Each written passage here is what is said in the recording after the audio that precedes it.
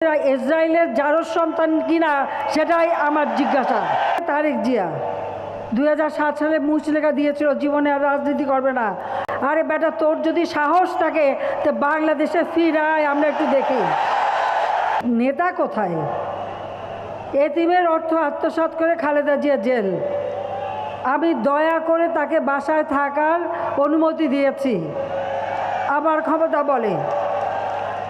আর তার ছেলে তারেক জিয়া 2007 সালে মুচলেখা দিয়েছিল জীবনে আর রাজনীতি করবে না। লন্ডন যে বসে আছে, এত টাকা কোথা থেকে পায়? জনগণের টাকা আত্মসাৎ করেছে, গ্রেনেড হামলা করে আইবি রহমান সহ নেতাকর্মীকে হত্যা করেছে, অস্ত্র চোরাকারবারির সাথে জড়িত, মানি লন্ডারিংয়ের সাথে জড়িত। আমেরিকা থেকে FBI লোক এসে সাক্ষী দিয়েছে তারেক জিয়ার বিরুদ্ধে, সাক্ষী দিয়েছে খালেদা জিয়ার দুর্নীতির বিরুদ্ধে। পালিয়ে থাকে লন্ডনে, আর এখান থেকে আগুন জ্বালাতে বলে। আরে বেটা, তোর যদি সাহস থাকে তো বাংলাদেশে ফিরায়, আমরা একটু দেখি।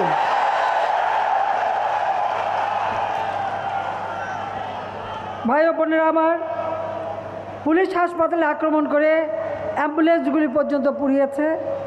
কোনো হাসপাতালে কেউ আক্রমণ করে?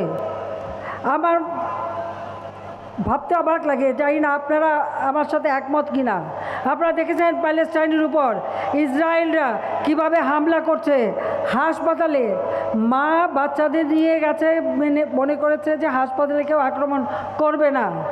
ওই ইসরায়েল সেই হাসপাতালে বোমা মেরে সেই নারী শিশু হত্যা করেছে।